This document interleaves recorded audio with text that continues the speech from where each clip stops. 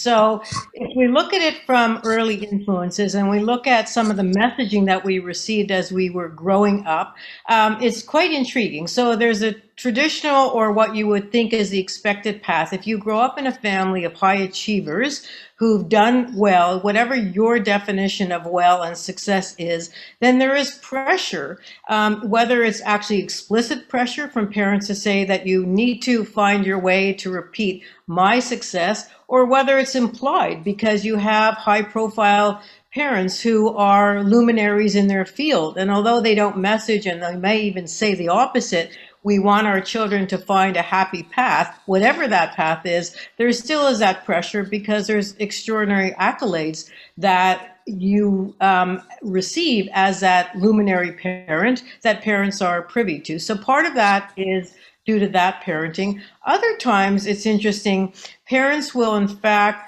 somehow allow their children to feel special and extraordinary. And these are well-meaning messages around wanting our children to feel that they have a sense of deserving. They are entitled to options and great things in life. However, when children grow up and get into the real world, then although they are bright and talented, whether they are men or women, they may not necessarily be so special, and you end up comparing yourself to others. And so linking it back to women who are high achievers, there's a tendency to compare ourselves to others at the table. And when we compare, then that's usually a faulty equation, because there always are people in the room who are smarter, who are brighter, who are more talented, who are more equipped. But what I always say to my clients is, when is good good enough?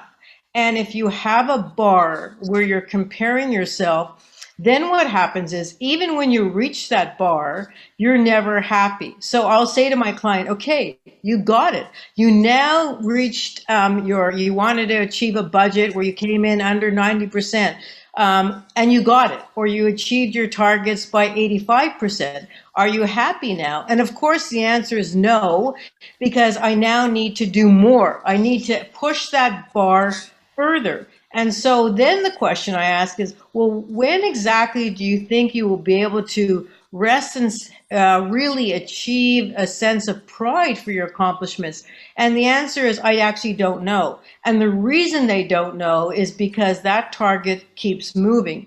And so comparing yourself is probably a self-fulfilling prophecy relative to imposter syndrome, because we have a needle and a benchmark that we really can't compare ourselves to and then be happy with. And so that's part of the answer to your question, Linda, about why is it that high-achieving women have challenges around their self-perception. There are very talented people that are surrounded by them who are higher achievers, who may have accomplished more, rather than really owning the wins and enjoying the wins that you have and the achievements that you have.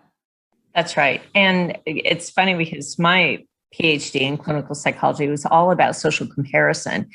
And interestingly, social comparison metrics among those people that would describe themselves subjectively as being happy, balanced, they have a high level of subjective well-being.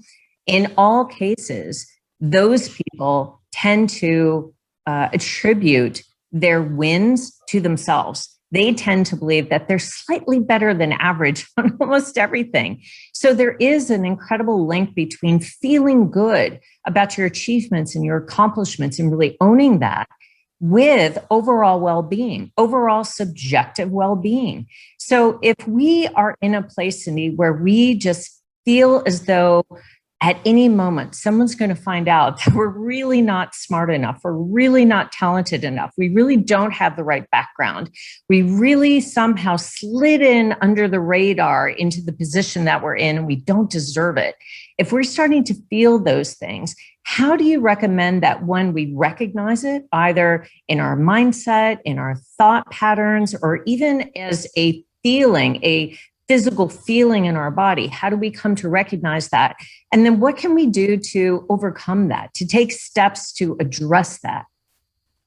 Terrific question. So first off, in terms of not deserving, if you have a seat at the table, then you have a seat at the table because you're not a poster child. No organization is benevolent and decides that they're going to take care of that individual. You've earned that seat.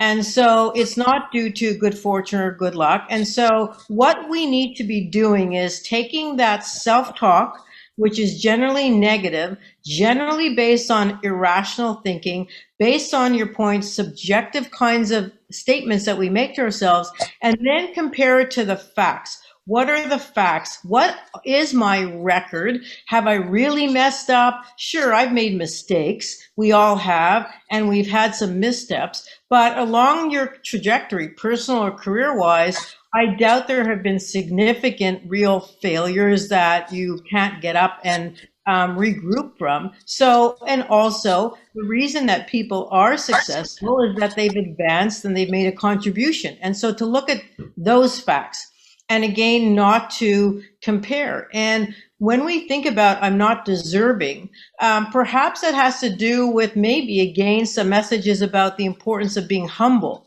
And that those are family values about being humble and not necessarily being in front of the room. But what I would suggest is that the rules of engagement at work are very different than the rules of engagement in your personal life.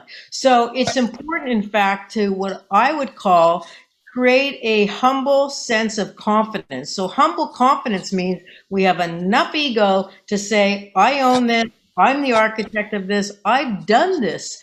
And yes, it was with and through other people, and it wasn't myself, but I was an important contributor to this, and I want to be able to be seen and viewed and evaluated that way.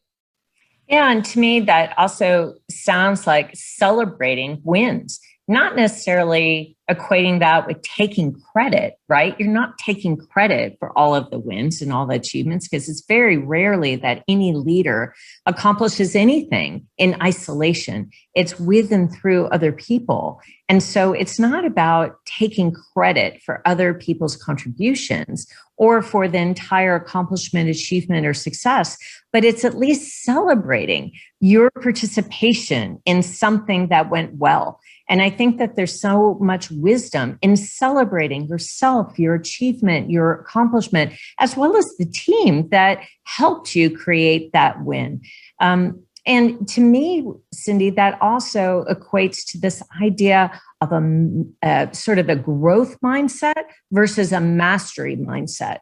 And so if you have a growth mindset, you're also open to failure. You're also open to the possibility that you're going to experiment with some things. You're going to try some things. There may be some things you're not particularly good at the first 4 or 5 times. The first few attempts, you may actually fail. But with a growth mindset, you see that as a possible learning opportunity. In a mastery mindset, if you were to fail, then that often means that you yourself are a failure. So can you talk a little bit about how to adopt a growth mindset as a way of overcoming imposter syndrome? Absolutely. So I'll just go back to your first point, which is about celebrating your wins. And for sure that when we enter into a room, you may believe that you have a great idea or sometimes even the best idea. Winning in that sense relative to the team is, are you able to facilitate a discussion that creates the best possible solution?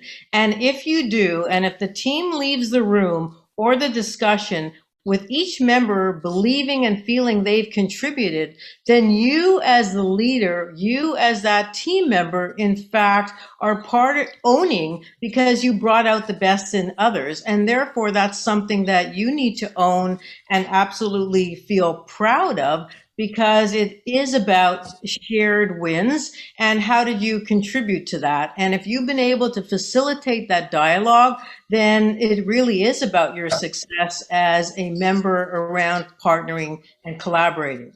So in terms of failure, I think there are a number of points. So it's always said that failure is important because it teaches us about how to be tough, how to be resilient. And when we stand up, the idea is that, number one, most of us, if our career is long enough, have had failures of some kind or another. And you're right, I don't know a single human in this universe anywhere in the world who's been able to be successful all by themselves. So when we fail, the idea is you go back and then you think about what are the learnings and teachings from that? How do I get new information, new data by talking to other people who are going to change my perspective, who are going to give me different approaches around what I'm trying to solve for.